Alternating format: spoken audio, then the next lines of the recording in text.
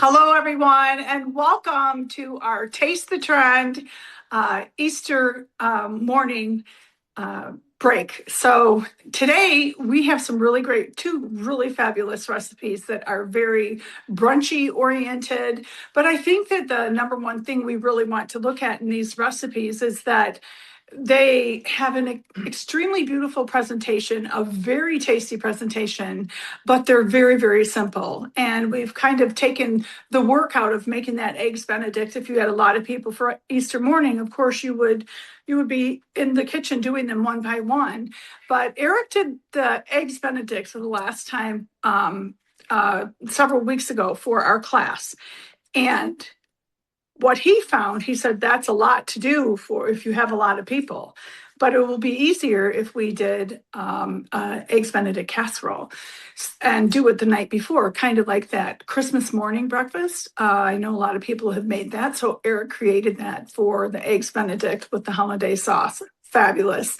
So we're going to start with Eric, and then we're going to move on to Terry Munson, and Terry is going to do a champagne fruit salad laced with a raspberry balsamic. So she's going to share all of the ins and outs of doing that and just how to really up the level of your Easter morning with these two fabulous recipes.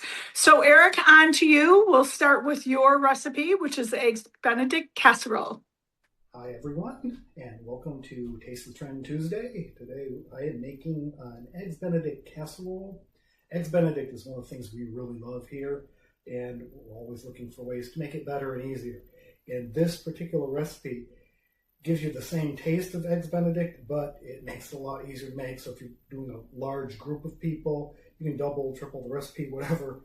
And it's easy because it's all assembled ahead of time. All you have to do is bake it, make the sauce, and you're ready.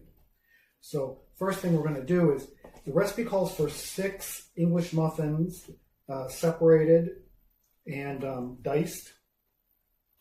Now, I actually use more than the recipe calls for. I use 6 instead of 4, like it says. But you can use whatever you want. I like it more bready than eggy. It's up to you. Which way you like. You might want to experiment a bit. So we're going to split all these up, and then we're just going to dice them up. And I'm using a bread knife for that, but you can use whatever knife you want to. Should be about 1-inch squares. It's very forgiving. You don't have to be exact with this.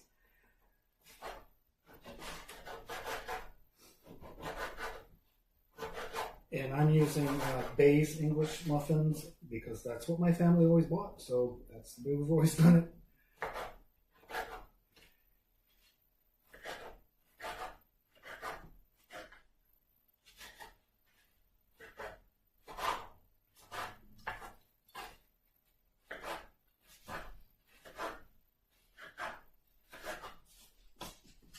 And I'm done.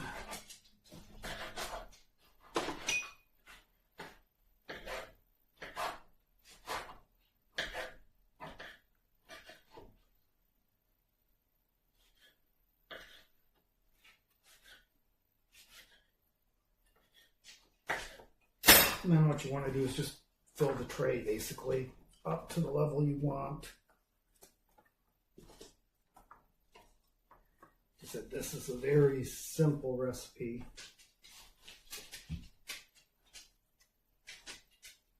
Okay, so we've got English muffins in. Now what we want to do is get the Canadian bacon mixed into it. I'm using just one full package of Canadian bacon. It's 6 ounces. You can use more or less. It's up to you. Everything is all about the way you want it to be. So please feel free to improvise. This was not opening for me. Oh, there we go. All right. So let's find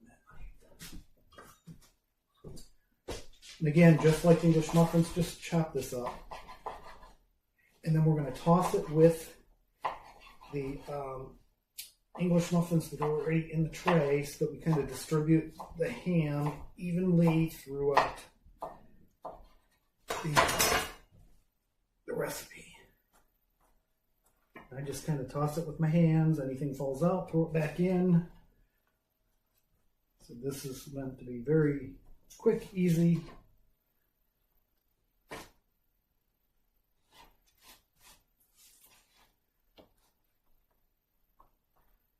And now that it's basically just tossed together, I mean, it just looks like that, that's all. And then what we're going to do is we need 2 cups, half and half. And we're going to put that in a bowl.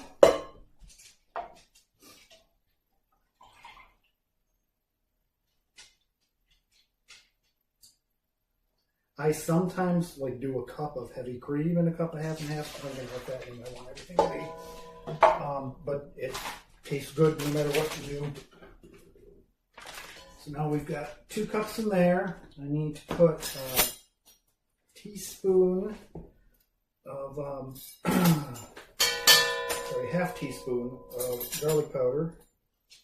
I'm sorry, onion powder. It's a 1/4 teaspoon of garlic. And a full teaspoon of onion.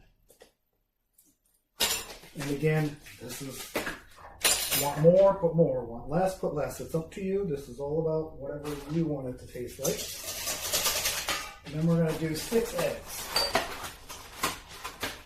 You can do more if you want, but this works out pretty well. I've made this recipe several times. And 6 seems to be the magic number for me.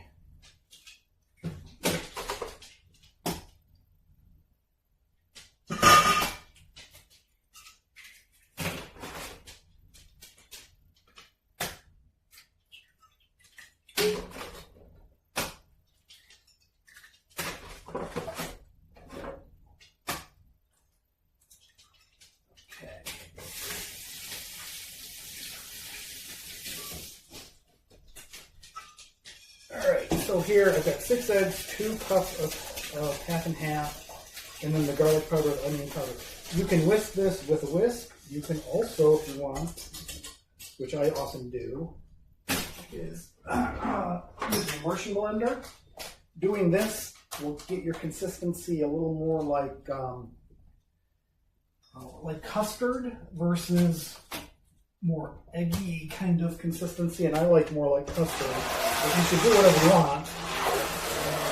It's going to come out great either way.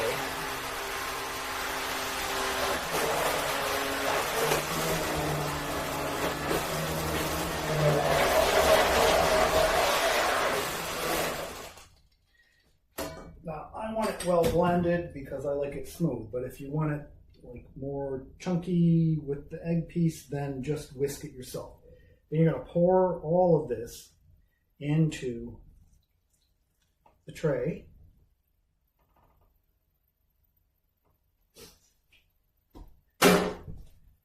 And then we're just going to kind of even it out in here.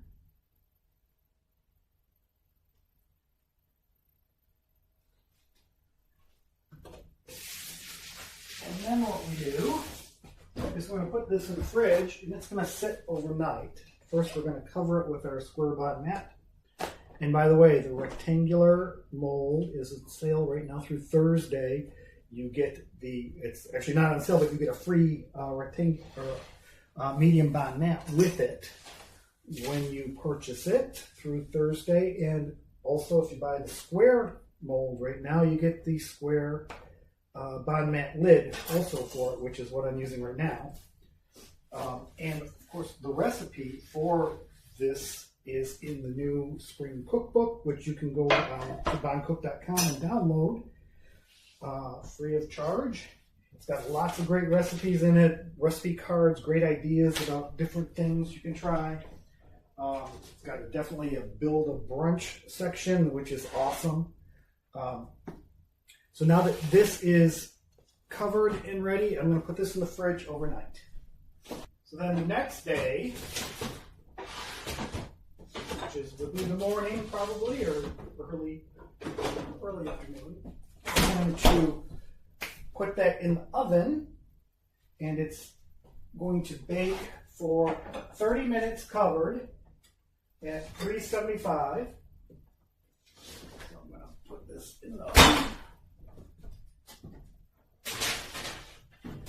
So that'll go in at 375 for 30 minutes, then take the lid off and cook it for another 15 to 30 minutes.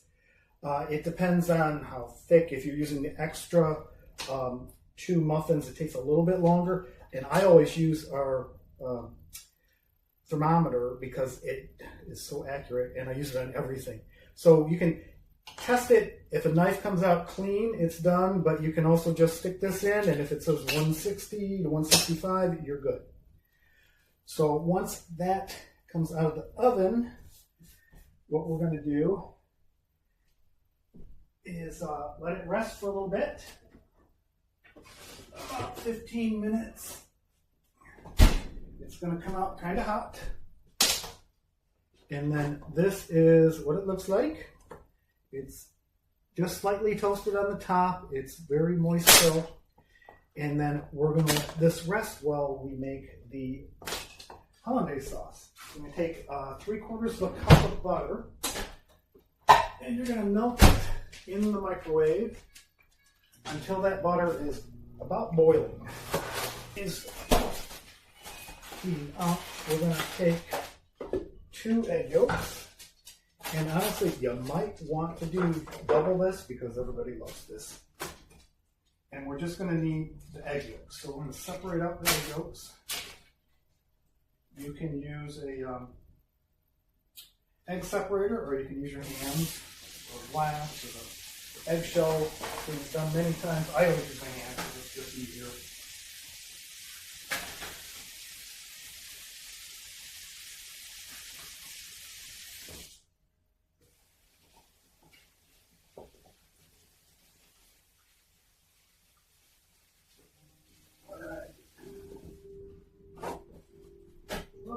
Butter needs more time, definitely. Okay. So while the butter's melting, we need a tablespoon of lemon juice, fresh as best. And I'm going to use our citrus press for that.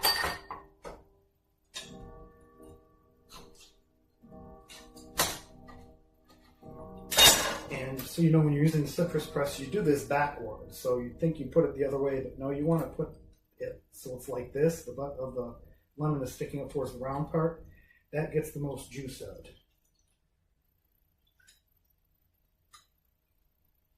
A tablespoon. And half the lemon's a little bit more than a tablespoon.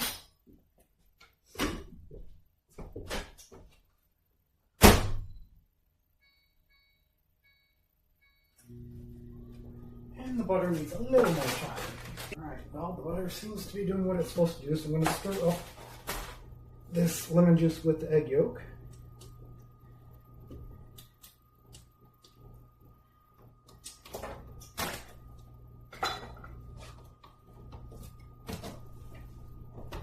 There we go.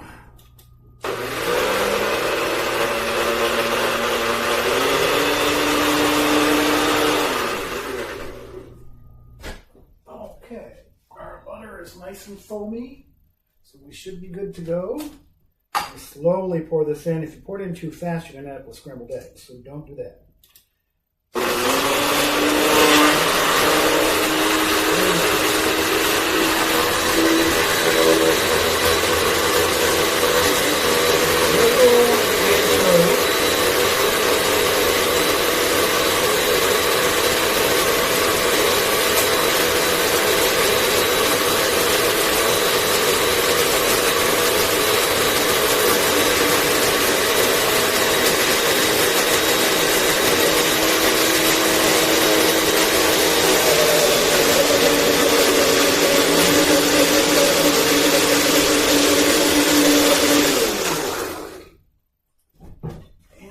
Pretty good.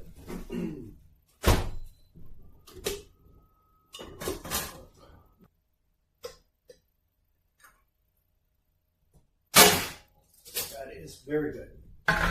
Okay, so now that this is sat for a while, I'm going to cut it. Remember, don't use anything sharp. We don't want to cut through our pan, but this is pretty dull.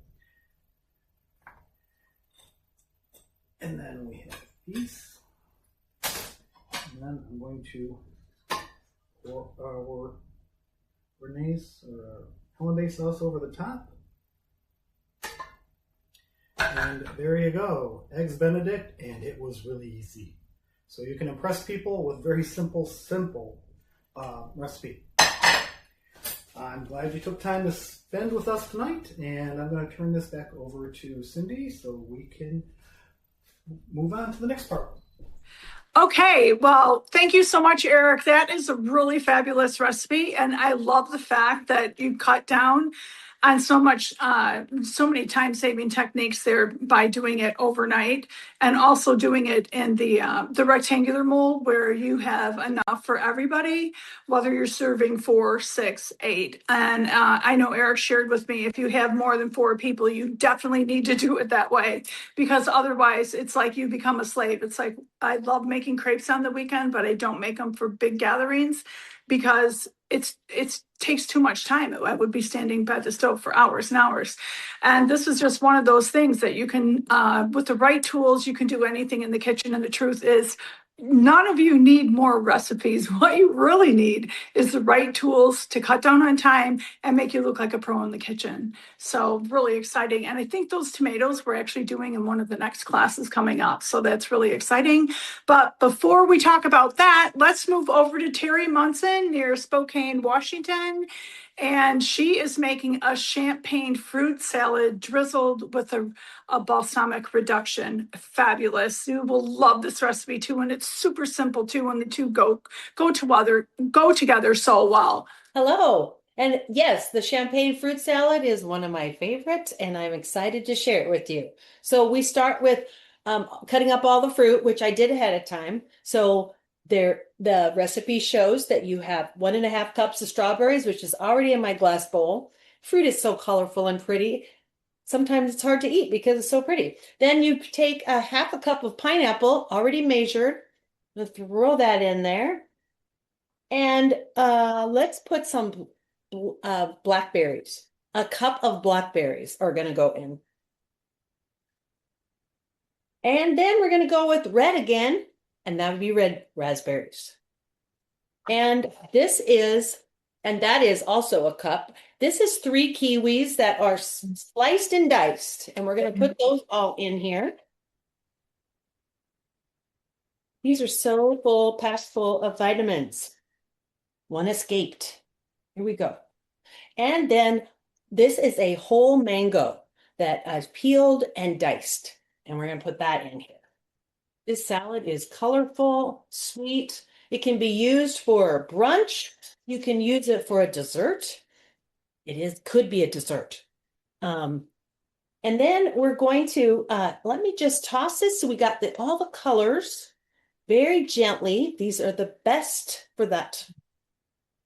And then I wanted to share with you about the dressing that goes over this. The dressing is made up of 1 cup of orange juice, which I have already put in here. We also use, it calls for 2 tablespoons of honey and a French pantry balsamic vinegar. And you can use any of the fruits. It shows strawberry. I didn't have strawberry, so I chose raspberry. You can also use any of the other fruit balsamics that Bon Cook sells. Mango is another choice. So any of them will be great. And then you use the recipe says to 1 tablespoon of French pantry reduced. I didn't know what that meant, so I had to ask someone. But you use to double what the recipe, and you put it on the stove and you get it down where all the juices have already gone. It's down to 1 tablespoon, which is and it's sweet. It's not as watery, and that is going to go into the dressing. So I already did that. And this is what our fruit salad looks like. And so we have the orange juice in there and the honey, You can use something else that has a little more of a liquor taste. I chose not to, it's on the recipe. And then that raspberry balsamic is put in last. So we'll just drizzle. Oh, I forgot one thing. Also, you will put in some fresh mint. And this is the wonderful little chopper that's great for little herbs and spices.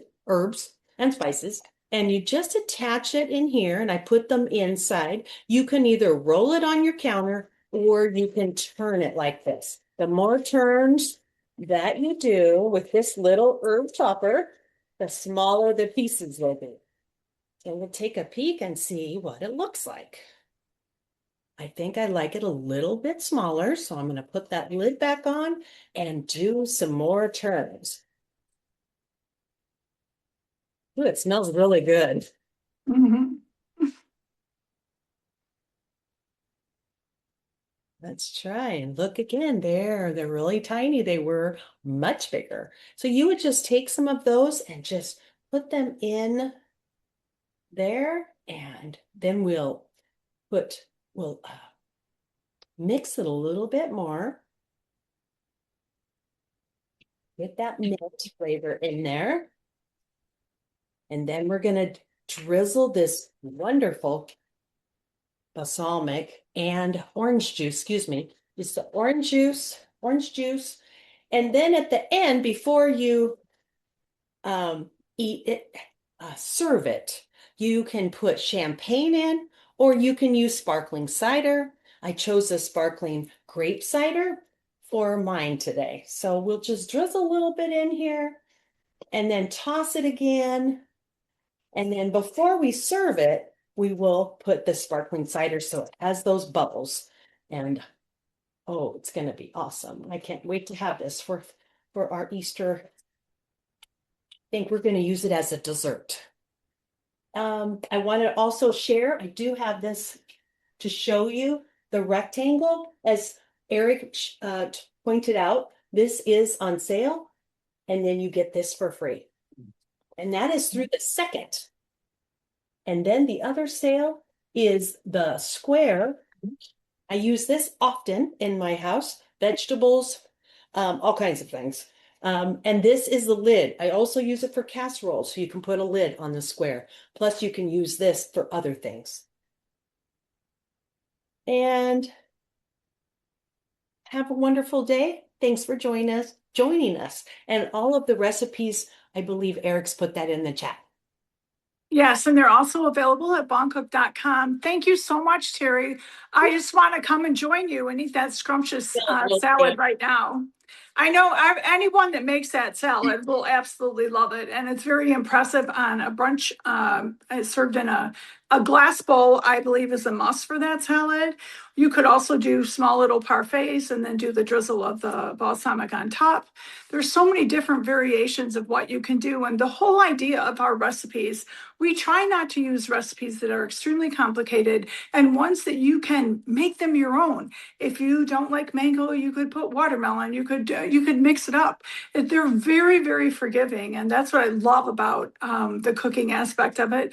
When you're baking, you don't get forgiven so easily because it shows up in all the tastes. But when you're cooking, you can change sauces and mixes, and variations are very, very simple, certainly for you to do. So I really want to say that I hope that you're taking advantage of these specials that we have going on right now, but also take advantage of trying something new. A new recipe doesn't necessarily mean that it's a difficult recipe. Those recipes, one you start at night, so you're half done when you wake up in the morning, which is great. And then just mixing up. Most people do have a blender, or they have a mixer, or you could even use the Eco Chop for the hollandaise sauce, putting that in. So there's just a lot of variations and a lot of different things that you can do. And I was speaking with someone a couple weeks ago, and they were sharing with me, since they've been using the Boncook products, how much simpler their cooking has become. I said, really? I said, tell me a little bit more about that. Why do you think that is? Like, I've been using the products for 25 years. So for me, it's there's nothing else to use in my kitchen. That's what I use. And that makes me a better cook every single day. And I already know that because I live it. But for somebody that has just, tried that in the last 6 months to a year, saying exactly that I didn't realize that I didn't have the tools that I needed in order to become a better cook or a better baker. So I think that there's just really a lot of, a lot of strength in that message. And I think that that's what really empowers me so much to help people cook well at home. I grew up in a family of 8. I love cooking and I just love it more every single day. I mean, sometimes I'm cooking very, very late at night, just trying something new because that's what I love to do. It's like a personal therapy for me, cooking. And if cooking is not your friend right now, you might want to try some new recipes because you're probably sick of making the same old thing. And I think that this is a rut that every mom, every dad that cooks definitely gets into that rut. But the thing is, you think, oh, my family won't like it. Try it. And the one way to increase or help your family have a mature palate, it's about introducing new things, about introducing new homemade things. And if your family doesn't like the taste of something, have them get in the kitchen and cook with you. This is the master card. This is the wild card for every single person, just knowing that if your kids don't like what you're making because it's new, they just might not like change. And that's okay. That's how kids are. It's perfectly fine. But even adults, I know my husband, when I started making a lot of different things, he would look at the food and he'd say, "What is this?" I'm like, "Listen, this is so good for you. This tastes so good. Try it." And maybe the first time he wasn't like, "I'm in love with this. It's not, steak and potatoes and salad like he really loves and enjoys eating, or smoked meat or something like that." But learning to create a mature palate comes from you, the boss in the kitchen. And if the boss in the kitchen doesn't try new things, then it could happen that the family goes through their entire life and they never try new things either. They just want the same old thing, same old thing. And I could say this is like when you become an adult and you start traveling all the time and you realize that you miss so much when you didn't travel. It's the same thing in your cooking. If your everyday cooking isn't taking someone on a taste journey, then stop and think about that. No, we normally don't put champagne in our fruit, but have you ever tried? It's very, very good. No, you don't put balsamic on ice cream, but have you tried? It's so good. And this is how you become more global minded, more worldly, just in your very own kitchen. And I have been so inspired by my French friends and the French Guy Demar company, also with the recipes and everything, and the chefs that I've met in all these years, being the CEO of this company. And I look back and I think I never would ever want to cook the way I used to cook. It wasn't bad. I was okay, but I didn't. My taste, the ingredients in my kitchen did not evolve. And I feel like now I can take any recipe and I can almost make anything, and not high level pastry, but I can try. So I hope that you take advantage of these simple recipes. Remember, they're simple recipes, but they're profound taste. They have a lot of great taste in them. So I hope that you took the time to come to this class, and you might as well take advantage of the bonuses we have, the cookbooks that we have. We have, I don't even know how many recipes are in all of the cookbooks that are online right now. There are many, at least 4 series. And then I'm just getting ready. I'm doing the summer series right now, which is going to be really exciting. So I just hope that you enjoy this as much as we do. We love having you here. This is pretty much a gift to you as our customers, our consultants, and our Ron Cook family. So thank you so much for joining in. If there are any questions, just let us know and we can answer them for you. I'll ask Leslie, are there any questions so far, Leslie? I didn't see any, but everything looked tasty. Yeah, it was really, really good. And I hope that you're going to host with me when I do the recipes next week. So we'll talk to you about that. But glad having you on here, and thanks for joining us. And all of you, thank you for joining in, and just think a little bit about what I shared with you, because, and I come to you from experience, not just because I want to sell something. That's not it. It's really about passion and food and creating a global atmosphere and global taste in your very own home. It's exciting. So have a great day. Happy Easter to everyone. Whatever you're celebrating in the coming weeks, I wish you well, and I hope you try some new recipes.